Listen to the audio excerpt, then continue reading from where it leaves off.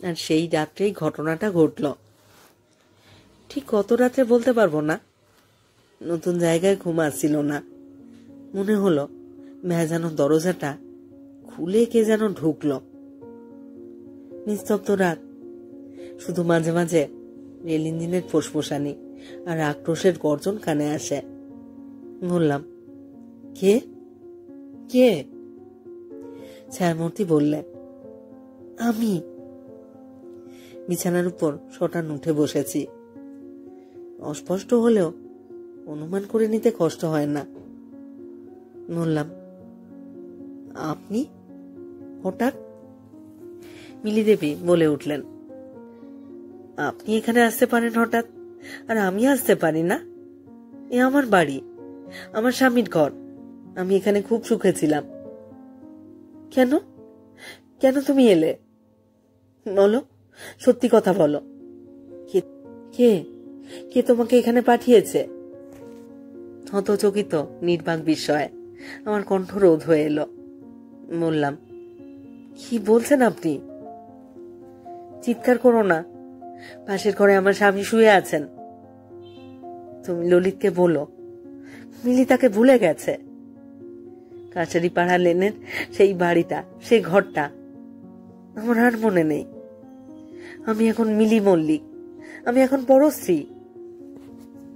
আবার বললাম, আমি কিছু বুঝতে পারছি না। মিথ্যে কথা বলো না, আমি তোমাদের সবাইকে চিনি। ললিত তোমার ভাগ্নে নয়? বোটানিক্যাল গার্ডেনে পিকনিক করতে আমাদের সঙ্গে যাওনি তুমি? ইন্টারমিডিয়েট টেস্ট পরীক্ষা দিয়ে ট্যাক্সি করে কারা ঘুরিয়েছিল আমাকে? আজকের গল্প বিমল মিত্রের লেখা গল্প, যে গল্প লেখা হয়নি।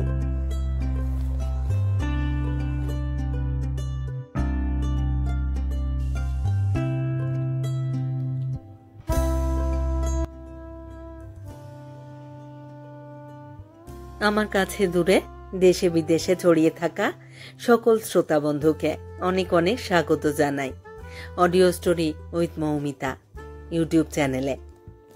এই চ্যানেলে আজ আপনাদের পড়ে শোনাব বিখ্যাত সাহিত্যিক শ্রী বিমল মিত্রের লেখা একটি টান টান আকর্ষণীয় ছোট গল্প।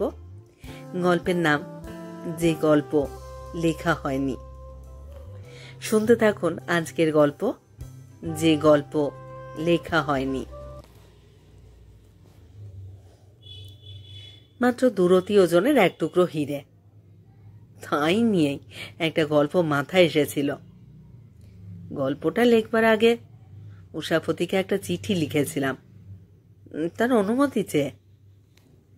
উষাপতি উত্তরে লিখেছিল, সতীকে নিয়ে তুই গল্প লিখতেই পারিস, তাতে আমার কোনো আপত্তি নেই, কিন্তু দেখিস ভাই, যাতে সতীর কোনো দুর্নাম হয় বা বদনাম হয় আমাদের, এমন কিছু লিখিস নে।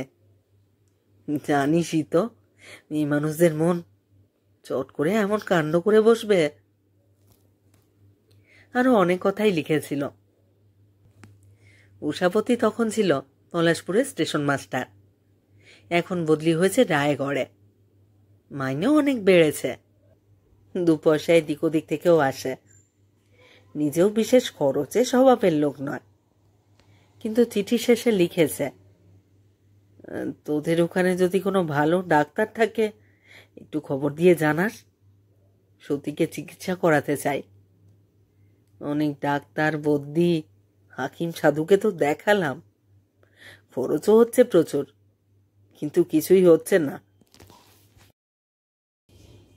উষাপতির অনুমতি নিয়ে গল্পটা লিখতে আরম্ভ করেছিলাম বটে, কিন্তু লিখতে গিয়ে হঠাৎ কেমন হাসি এলো। সতীকে নিয়ে এই গল্পটা বটে, উষাপতিকে অবশ্য জানাইনি 2 ওজনের হীরের কথা। জানিয়েছিলাম সতী আমার গল্পের নায়িকা, কিন্তু আসলে তো জানি যে সতী আমার গল্পের উপনায়িকা ছাড়া অন্য কিছুই নয়, শকুন্তলা যেমন প্রিয়ঙ্বদা। কিন্তু সেই রাত্রের অন্ধকারে আমার ঘরে কে এসেছিল? এই গল্পের নায়িকা নাকি উপনায়িকা?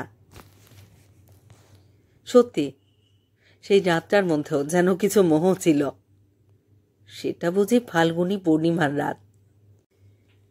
জীবনে কতদিন জীবিকার জন্যে রাতের পর রাত কাটিয়েছি, তার হিসেব নেই। অফিসের 4টে দেওয়ালের মধ্যে কাজ করতে করতে অনেকবার বাইরে চেয়ে দেখেছি কেমন করে রাতের গাঢ় অন্ধকার পাতলা হয়ে নীল হয়, সেই নীল কেমন করে সাদা হয় তাও লক্ষ্য করেছি।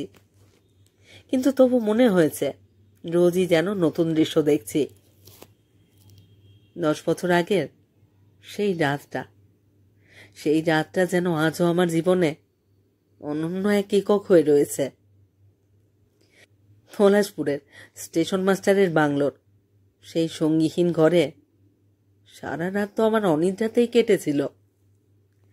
তবু সকালবেলা জলখাবার খেতে খেতে উষাপতি অবাক হয়ে গিয়েছিল আমার চেহারা দেখে। বলেছিল, রাত্রে তোর ঘুম হয়নি নাকি? বলেছিলাম, না। উষাপতি বলেছিল, আমারও হয়নি। কি জানি কেমন যেন সন্দেহ হয়েছিল। বলেছিলাম, কেন, তোর হয়নি কেন? উষাপতি চায়ে চুমুক দিতে দিতে বলেছিল, কিন্তু যা বলেছিল তা বলবার আগে গোড়া থেকে সমস্ত ঘটনাটাই বলা দরকার।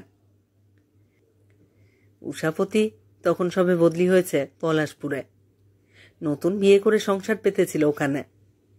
ওর অনেক দিনের স্বাদ ছিল আমাকে ওর বউ দেখাবে।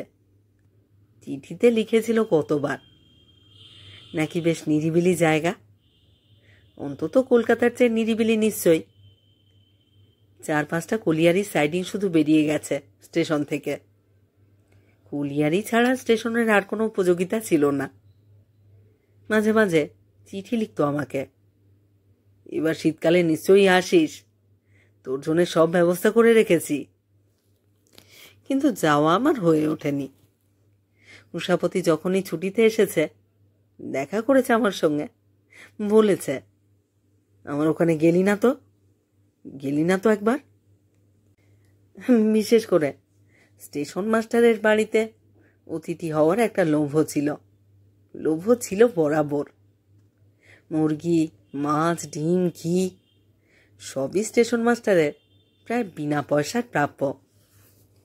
আকারে প্রকারে উষাপতি আমাকে জানিয়েও দিয়েছে সে কথা। কিন্তু নিজের কোঠর ছেড়ে নড়াচড়া করবার সুবিধে কখনো হয়ে ওঠেনি বলেই যাওয়াও হয়নি ওর কাছে। কিন্তু সেবার বোম্বে যাওয়ার পথে কেমন করে যে কাটনি স্টেশনে হঠাৎ নেমে পড়লাম তা নিজেই জানি না। কাটনি থেকে কয়েকটা স্টেশন গেলেই পলাশপুর ব্রাঞ্চ লাইনের ট্রেন। একটা রাত থাকবো ওখানে, তারপর পরদিন আবার ফিরবো, এই মতলব। যখন গিয়ে পলাশপুরে পৌঁছলাম তখন বিকেল। স্টেশনে দাঁড়িয়েছিল উষাপতি। সাদা গলাবন্ধ কোট পরলেও চিনতে অসুবিধে হলো না। আমাকে দেখেই একেবারে জড়িয়ে ধরেছে। বললাম, কিন্তু কালকেই আমাকে ছেড়ে দিতে হবে ভাই, ভীষণ কাজ। সে হবে না বলে কাকে যেন হুকুম দিলে আমার মালপত্র সব বাড়িতে নিয়ে যেতে। তা পলাশপুর বেশ বড় স্টেশন, সব গাড়ি জল নেয় এখানে। বাইরে বিরাট একটা খেলার মাঠ, ঝাঁপড়ি দেওয়া বড় বড় বাংলো। রাস্তায় ফিরিঙ্গি সাহেব মেনদের ভিড়। সাইকেল রিক্সোর চল আছে বেশ এদিকে। বিকেলবেলার গাড়ি দেখতে প্ল্যাটফর্মে টাউনে লোক এসে জুটেছিল। গাড়ি চলে যাবার সঙ্গে সঙ্গে আবার সব চলে গেল প্ল্যাটফর্ম থেকে। ফাঁকা স্টেশন। উষাপতির হাজার কাজ, 10 জনকে হুকুম দিতে হয়, 10 জনকে শাসন করতে হয়। কাজের ফাঁকে একবার পড়লে, আর একটু বস, একসঙ্গে যাব বাড়িতে, আর এই কাজটা সেরে নি। শেষ পর্যন্ত একসময় কাজ ছেড়ে উঠল উষাপতি। বললে, আর পারি নে কাজের ঠেলায়, এই দেখ না তুই এলি, তোর সঙ্গে একটু ভালো করে কথা পর্যন্ত বলতে পারলাম না। যা হোক, তারপর কাল কিন্তু তোর যাওয়া হবে না বলে রাখছি। ওসব ওজোর আপত্তি শুনছি নে। বললাম, না তা হয় না রে, ওদিকে আর একদিন দেরি হলে ভারী অসুবিধা হবে আমার।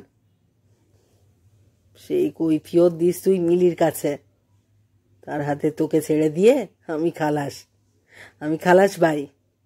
বাড়ির ব্যাপারে আমি নাক গলাই না। বাড়ির মধ্যে ঢুকেছ কি আমার এলাকার বাইরে চলে গেলে, সেখানে মিলির কথাই ফাইনাল। বললাম, পুরোপুরি ডিভিশন অফ লেবার দেখছি। উষাপতি সিগারেটে টান দিতে দিতে বলল, না করে উপায় ছিল না ভাই, আমার অফিসের এত কাজ যে এরপরে আর বাড়ির কোনো ব্যাপারে মাথা ঘামাবার ফুরসত পাই না। ওটা মিলি নিজেই ঘাড়ে নিয়েছে, বলেছে বাড়ির ব্যাপারে আমায় সম্পূর্ণ স্বরাজ দিতে হবে। তেমন কি ওর চিঠি পর্যন্ত সব আমি খুলে পড়তে পারবো না, ও আমার চিঠিপত্র খুলবে না।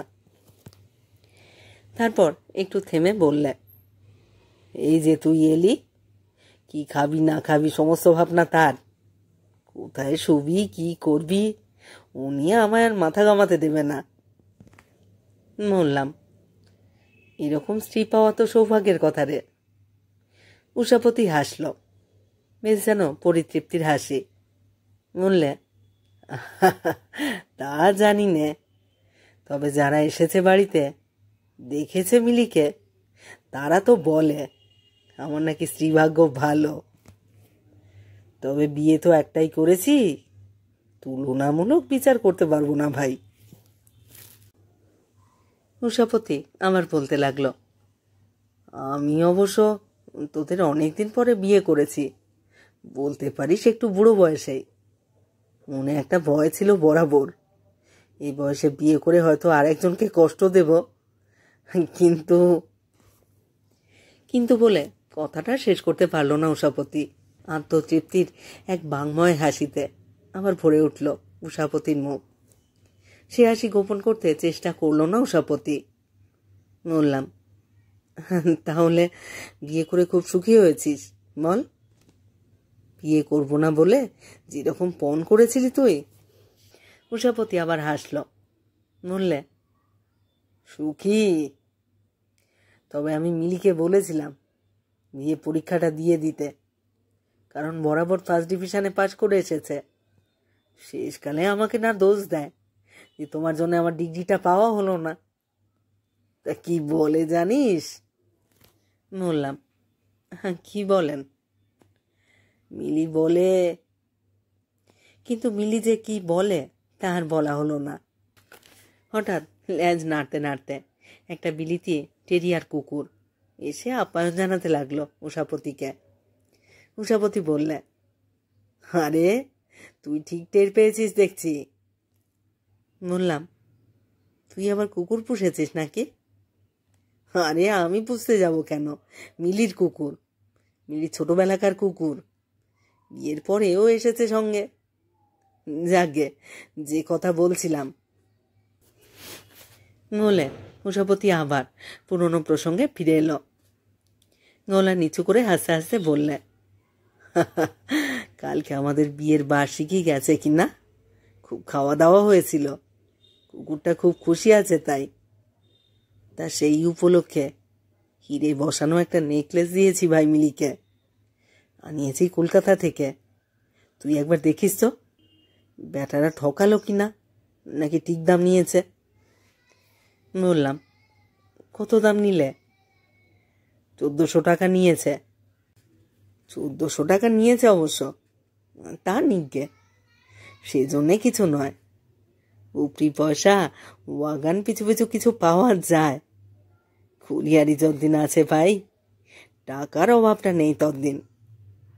তারপরে যদি বদলি করে কখনো কোনো খারাপ স্টেশনে, তখন দেখা যাবে। কথা বলতে বলতে উষাপতির বাংলোর সামনে এসে গিয়েছিলাম। উষাপতির আভাস পেয়েই বুঝি তার স্ত্রীও এসে দাঁড়ালো সামনে। আমাকে অবশ্য আশাই করছিল, কারণ আমার সুটকেস বিছানা আগেই পৌঁছে গিয়েছে এখানে। তো উষাপতির স্ত্রীর মুখের দিকে চেয়ে কেমন যেন থমকে গেলাম। আমাকে দেখে যেন কালো হয়ে এলো তার মুখখানা, তবে এক মুহূর্তের জন্যে। এমন কিছু নজরে পড়বার মতো নয়। উষাপতি এগিয়ে গিয়ে বললে, এই দেখো কাকে এনেছি। আমাদের দলের হিরোয়ে, আর ইনি হলেন। আলাপ হলো।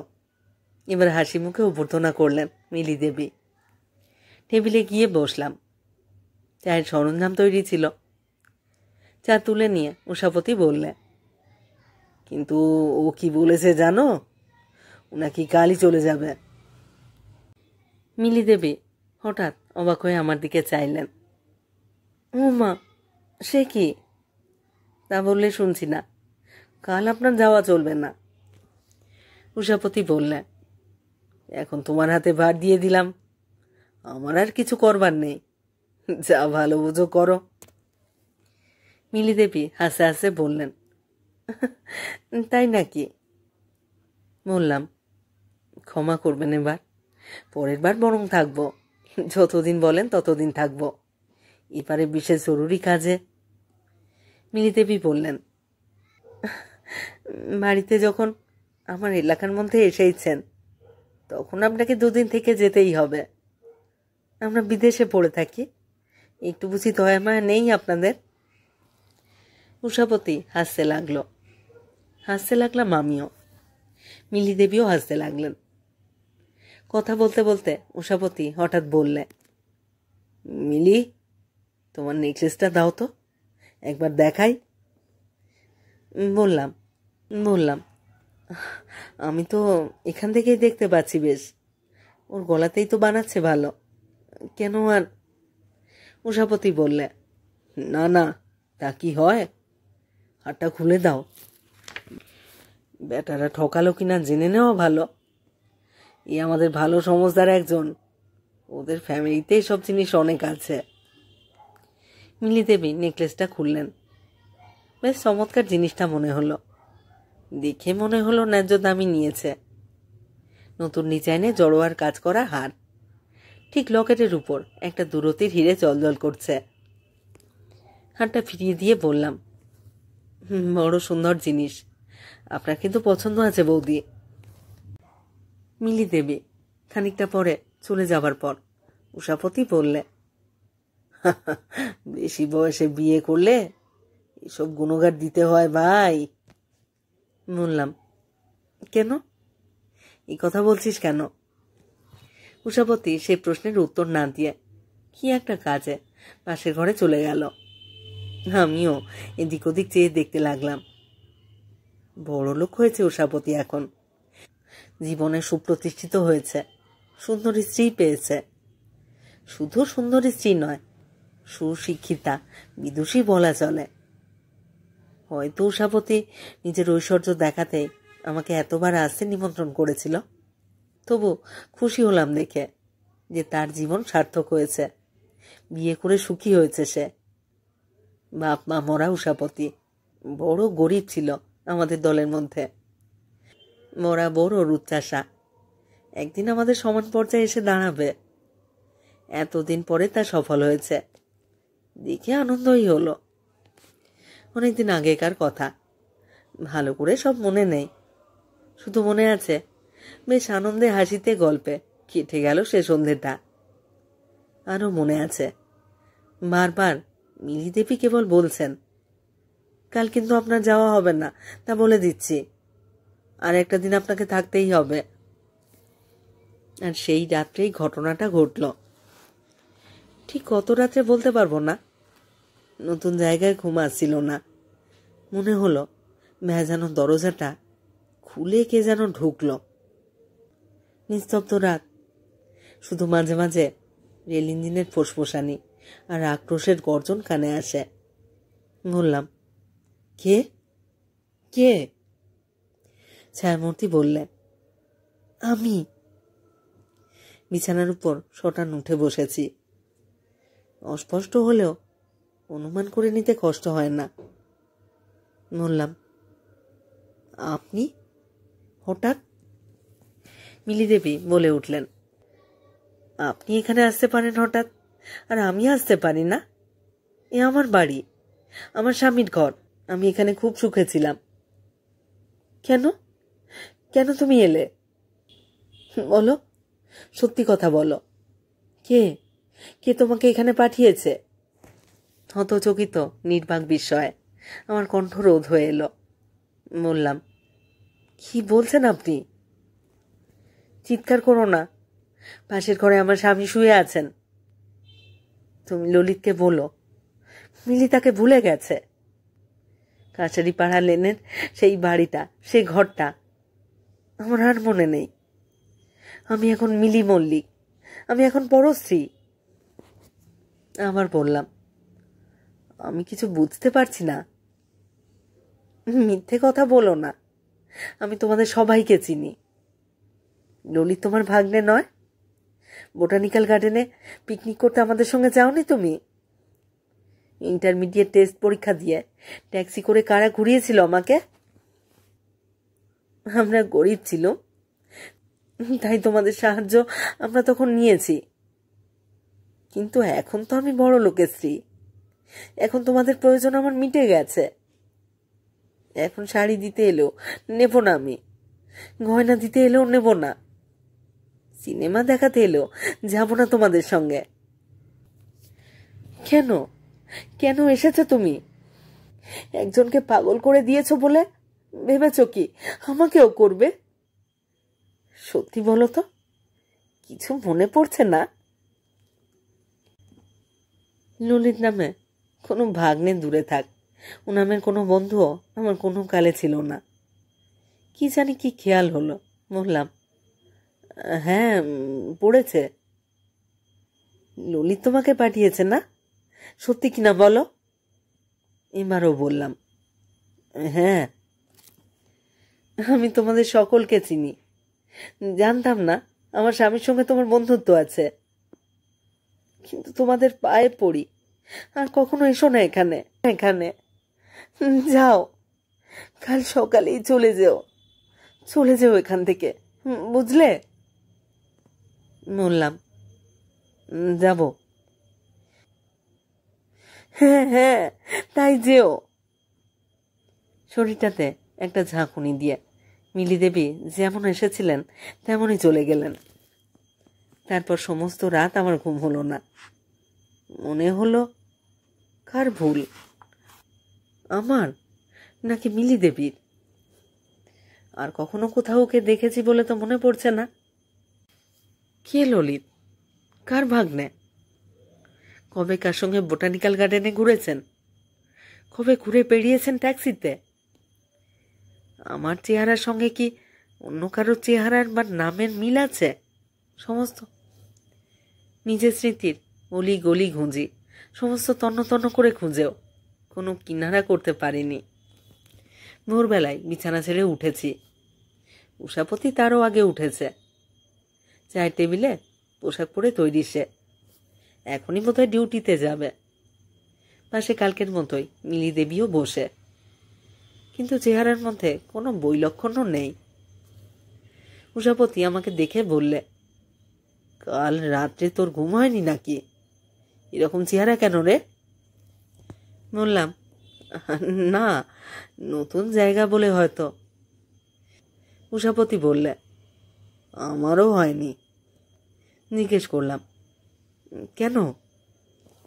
উষাপতি বলল, সতী সতী কাল রাত্রে বড় বিরক্ত করেছে। সতী? সতীকে? জিজ্ঞেস করলাম। মিলি দেবী চা ঢালতে ঢালতে বললেন, আমার দিদি। উষাপতি বললে, হ্যাঁ মিলি দিদি, মাথাটা সম্প্রতি খারাপ হয়েছে, পাগলের মতো লক্ষণ, আমার এখানেই রয়েছে এখন। হঠাৎ যেন কেমন সন্দেহ হলো। মিলি দেবীর মুখের দিকে চেয়ে দেখলাম, শান্ত পরিতৃপ্ত স্নিগ্ধ দৃষ্টি। কাল রাত্রে তবে কি ভুল দেখেছি?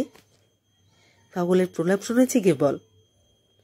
উষাপতি আবার বললে, মাঝে মাঝে বেশ থাকে, কাল রাত থেকে আবার হঠাৎ কিরকম মাথাটা বিগড়ে গেছে। সারা বাড়িময় ঘুরে ঘুরে বেরিয়েছে, চিৎকার করেছে, বকেছে, কেঁদেছে। উষাপতি আমাকে নিয়ে গিয়ে দেখালে, একটা ঘরের ভিতরে বন্ধ, অবিকল অবিকল মিলি দেবীর মতো দেখতে, বয়সে 2-1 বছরের ছোট বড় হয়তো। ঘরের মধ্যে আপন মনে বিড়বিড় করে বকছে, উষাপতি বললে, এখন ওই রকম কিছুদিন থাকবে, তারপর আবার কিছুদিন হয়তো ভালো হয়ে যাবে। স্বামী নেয় না তারপর থেকেই।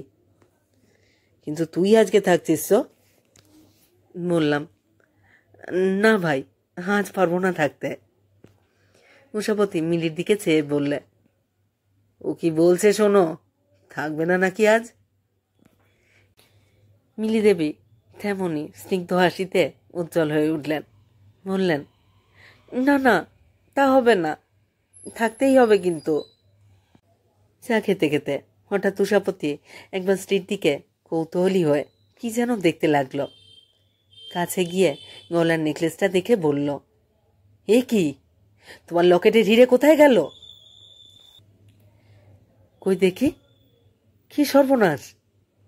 আমিও দেখলাম। মিলি দেবীও নেকলেসটা খুলে অবাক হয়ে গেছেন। তাই তো, কাল সন্ধ্যেবেলাও তো ছিল সেটা, কোথায় গেল এক রাত্রের মধ্যে? খোঁজো তো বিছানাটা। বিছানাটা খোঁজা হলো ঘরদোর এখানে ওখানে। ম্যাস হয়ে পড়ল উষাপতি, ম্যাস হয়ে পড়লেন মিলি দেবী। কোথাও তো যাওনি, দেখো তো বাথরুমটা, যাবে কোথায়?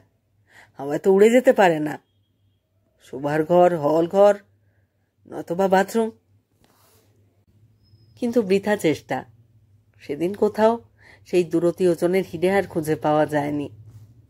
উষাপতি আর মিলি দেবীর কাছেও আজ পর্যন্ত সেটা নিরুদ্দেশ হয়েই আছে হয়তো। মনে আছে সেদিন কারোর অনুরোধ উপরোধ না শুনে চলে এসেছিলাম পলাশপুর থেকে। ফিরে এসে গল্পটা সমস্ত লিখে পাঠিয়েছিলাম উষাপতির কাছে, আপত্তির কিছু আছে কিনা জানতে।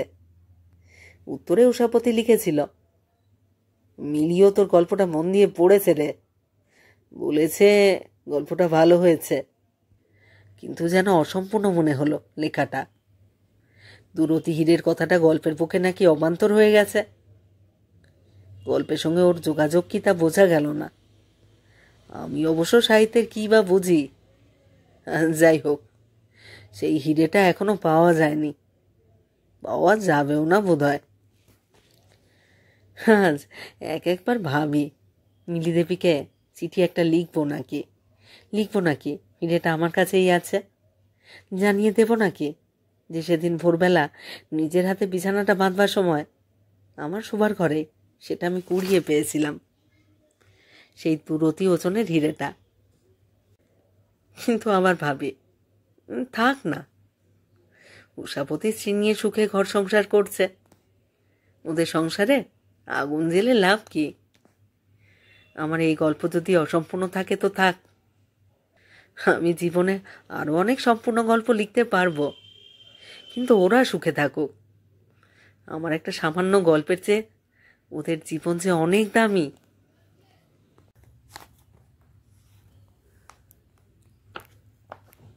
শেষ হলো আজকের গল্প, বিমল মিত্রের লেখা গল্প, যে গল্প লেখা হয়নি।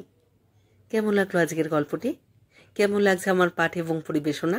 যারা শুনছেন তাদের কাছে বিনীত অনুরোধ, আপনারা আপনাদের মতামত কমেন্ট বক্সে অবশ্যই আমাকে লিখে জানান।